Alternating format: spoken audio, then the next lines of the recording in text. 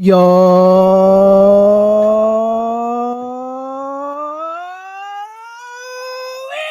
it is another edition of the High Hopes podcast. A sweep, 5 of 6. Everything's fine. We're great, Jack. How you doing, pal? Man, what a week. What a week. What a difference a week makes. A little different energy this Monday than last Monday. And I couldn't be happier. All is right in the world. And it was a beautiful Father's Day weekend. And man, I just every single time it's like, there they go. This is where they fall off. They seem to reel everyone back in. So what a weekend of baseball. And it looks like they ain't dead yet. Don't put that nail in the coffin on some of our favorite players just yet. They might still have a little bit of juice left. How about it? What a thrill that weekend was. A Father's Day present for all of us. A nice, easy win. What a thrill handling it. Blue Jays team that came in hot. Like they won 12 or 14 or something like that coming in. So awesome to see. Of course, High Hopes, sponsored by Miller Lite, official partner of the Philadelphia Phillies. Tastes like Miller time, Philadelphia. Celebrate responsibly. And speaking of Miller Lite, before we dive into a great weekend of Phillies baseball, maybe some less dour podcasting than the last pod we did. Some excitement, maybe. Here's some real excitement. Thursday night, June 19th, Juneteenth. We are going to be out, hanging out. We're going to Ladder 15. It's in the city. Coming out with us. It's Thursday night game, 6:40 start. It's an early game. You won't get home too late. I'm off work the next day, so you're getting some full Seltz action. I'm going to be bringing it. No complaints about waking up. Just give me some Miller Lights. Like, I'm ready to freaking hang. It's going to be awesome. Ladder 15 in the city, Thursday night, coming out with us. And it looks like it's going to be Chris Sanchez on the mound. So, the nice part about checking the Phillies schedule every day or like every upcoming series is like, hey, I'm probably going to see one of the best starters in baseball be able to make his rounds. This starting worry staff about a Taiwan day. We're like, oh, is it going to be a Taiwan day? Even Taiwan days this year haven't been too bad out of the rotation. Bullpen leaves a little bit to be desired. But dude, this rotation is such a joy. And it's actually, I think we're currently maybe taking them for granted when talking about the future of this team or even just this year. I mean, they could walk into a playoff series. They're going to walk into every single playoff series with an advantage on the mound. And that's not nothing. And it's not like they're giving them 4 or 5 innings. I mean, these guys are going deep into games and they are dominant. And all these guys look like they are rounding into form, I guess, at the same time, which makes it even that much more exciting. Yeah, I mean, like, look, we've talked a lot this year about Wheeler, Luzardo, and Sanchez at the top, and obviously lamented the Nola stuff, and we'll get into the Nola updates. Who knows if we'll see Nola, but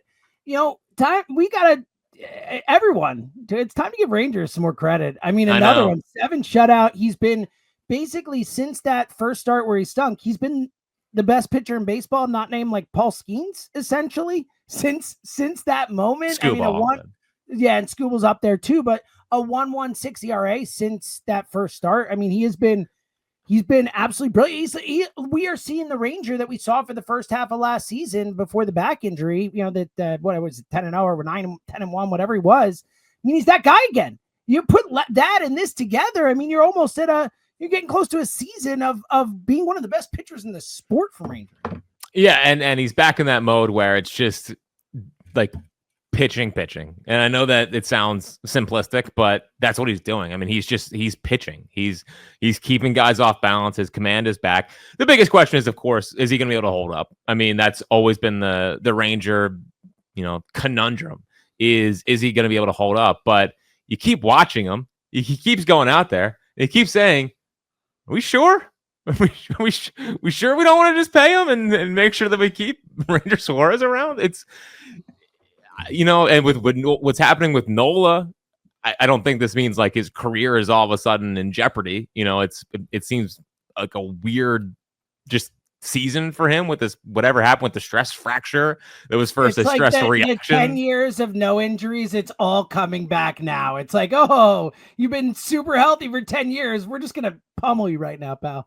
Yeah, and they do have a plethora of starters. I mean, I was thinking like, all right, is he changing the equation here to where they should just pay him? And I mean, if you go through it, Wheeler apparently really only has two years left. I mean, that changes the equation. And you read that article, and we'll get into it more, but the Matt Gelb article on The Athletic, I mean, it's like you hear it and you're like, oh, he's probably not serious. I mean, you read that article, it feels like he's retiring after 2027. Like, they were like, everyone's trying to change minds. Like, nope, shut up, I'm out, it's done. Like, it's pretty crazy. He seems pretty steadfast too. Yeah, he seems pretty steadfast. Now, I have already started thinking about, all right, well, what if he pulls a Clemens and comes in halfway through the year if we need a little bit of a jump?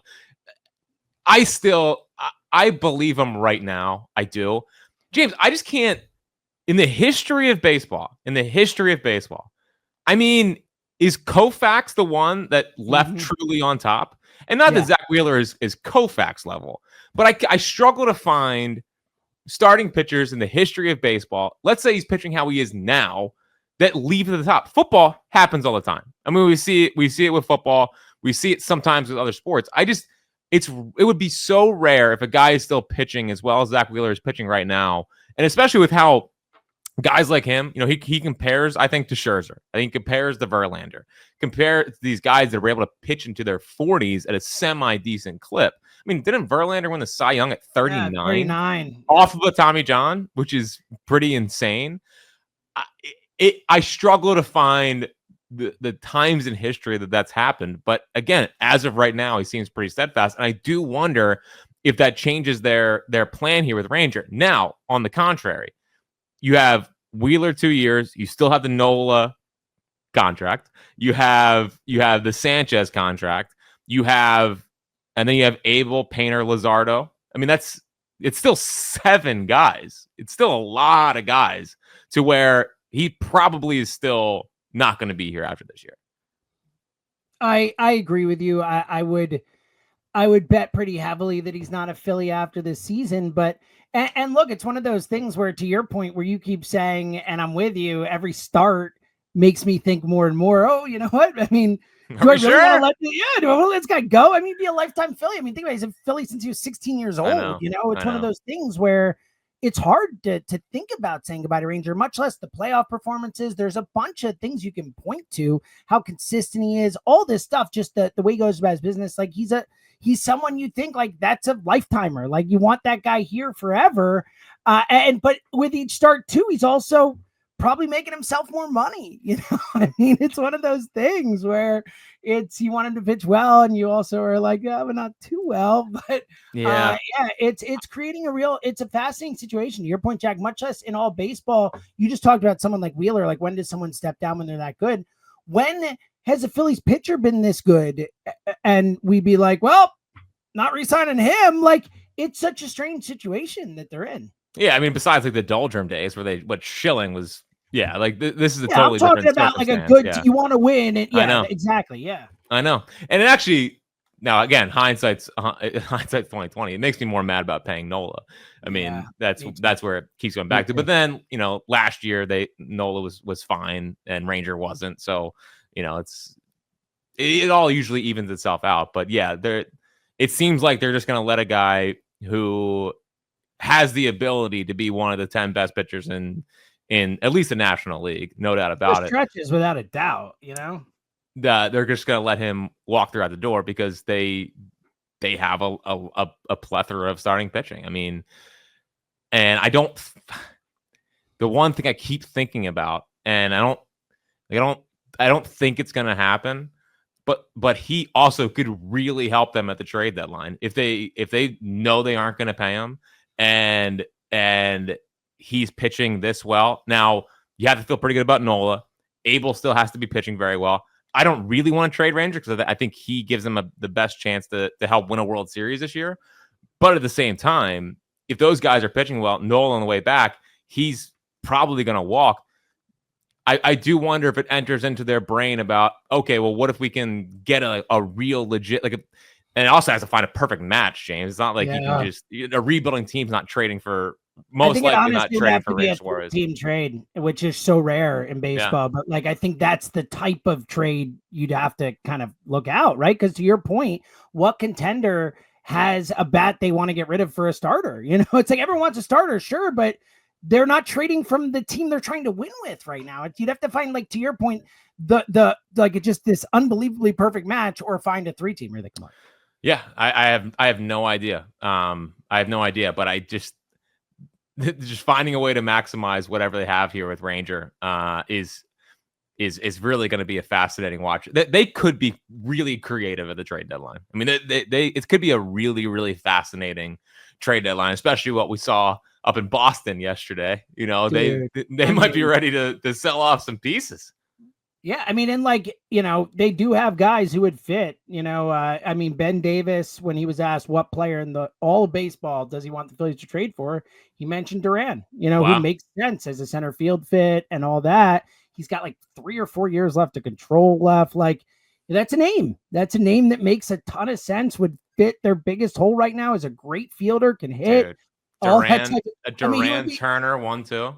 I mean, it's a perfect fit. And Boston is saying, okay, well, we're dealing guys off. Now, the fact that he has, I think it's 4 years of control left. It's 3 at least. I think it's after 29. Is it? All right. So it makes Boston maybe not want to move. Maybe it's a part of what they want to do moving forward. But it's already been out there. It's already been out there about Duran.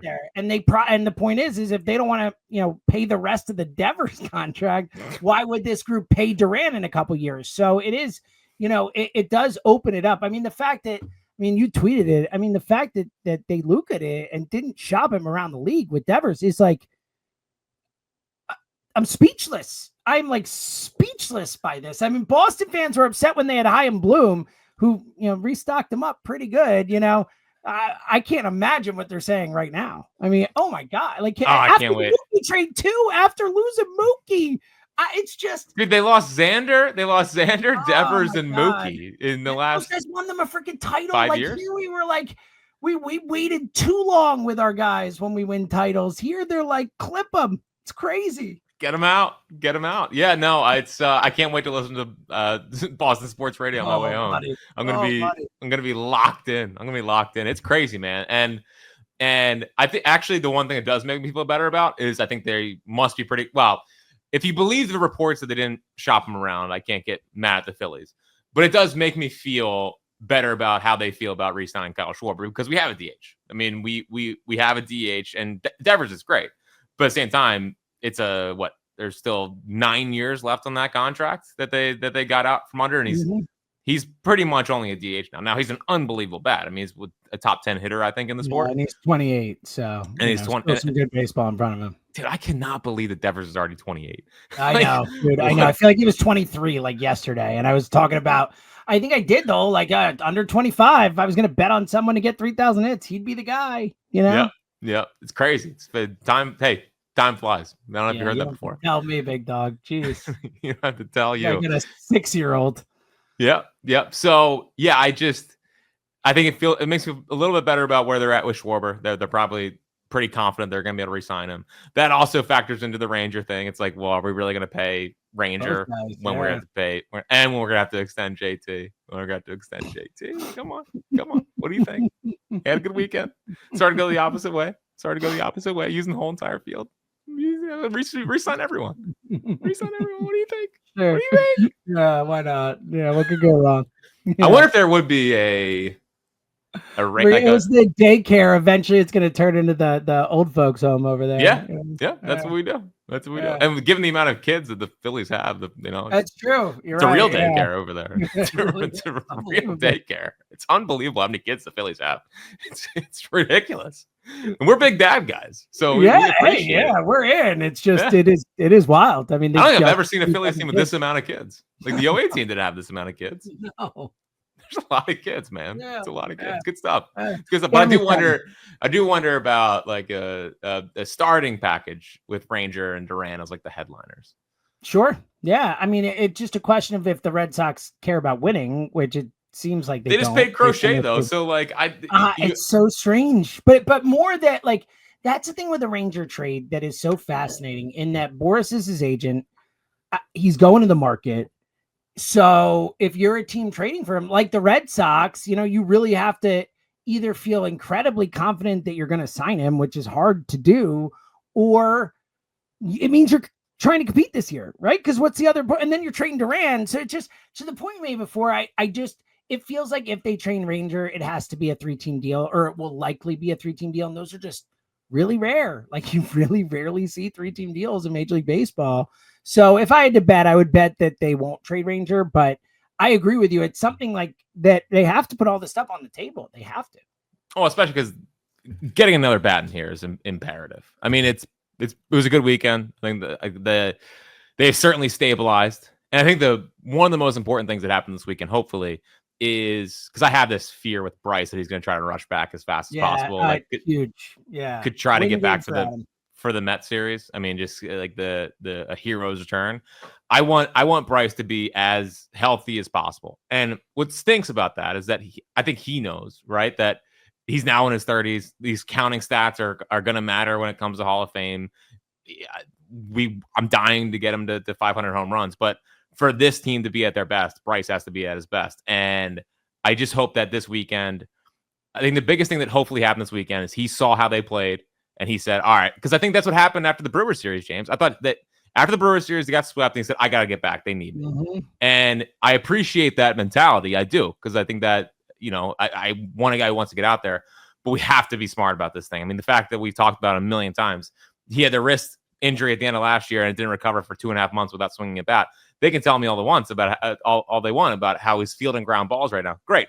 But he hasn't swung a bat. And that seems to be the huge issue with him is not being able to swing the bat. So I hope that this weekend was a good, and now they go down to Miami.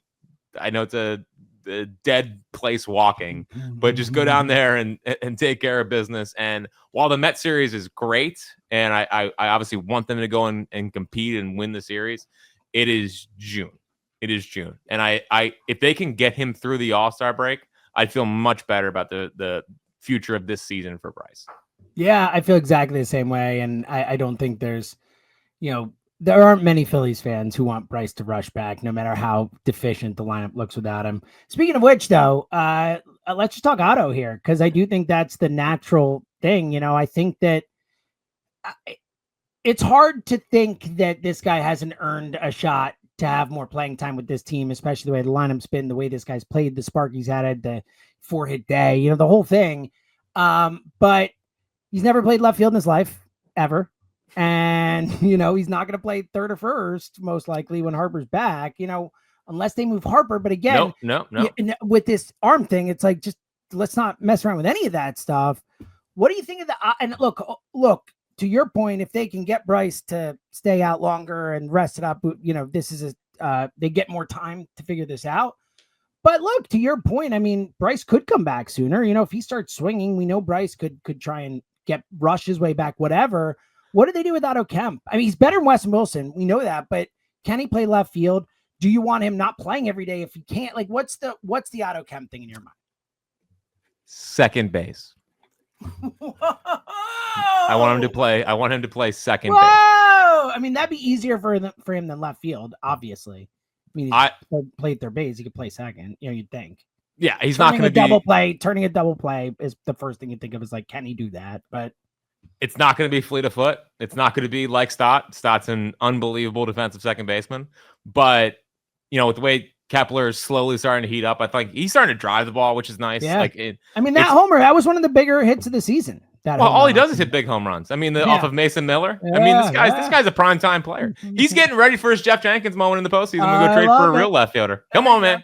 Come on. Pop off the bench. We take that from Kepi.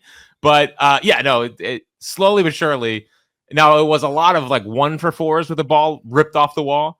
But he had a couple hits yesterday, which was good to see. So Kepler maybe finding his footing here. Certainly looks more comfortable. Like, just looks like it's slowing down from a little bit. I hope that this is the turnaround. Bohm is obviously playing too well. Much better.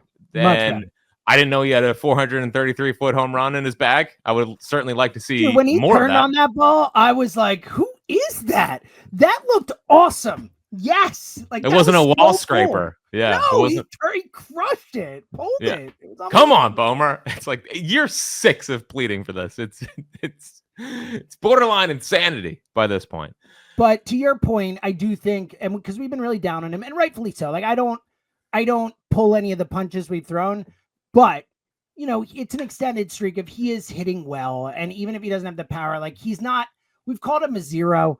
I think he's probably moved past zero status. He is not the player I want him to be, but I'd much rather bum up than Stott or Realmuto or any of these other guys who are, the center fielder, whoever it may be, so, he deserves some credit for that. Yeah. Off of zero.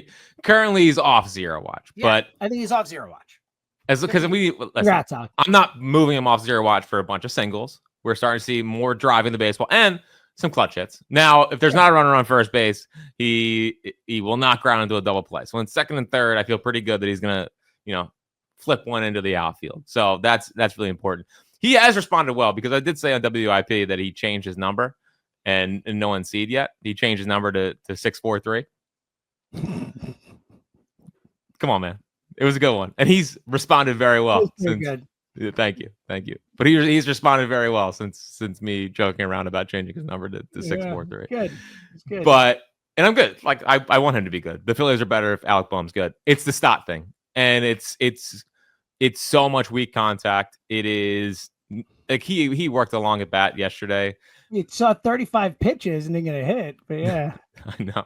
There is. You saw 35 pitches. There is value to that, but it's just a ton of pitches. It's a lot of pitches. I don't know how many more weak fly balls to the left side a human being is supposed to take. So that's the one I'm monitoring. I'm monitoring Kemp at second base, and it allows Sosa to continue to be an unbelievable role player, which I think he is.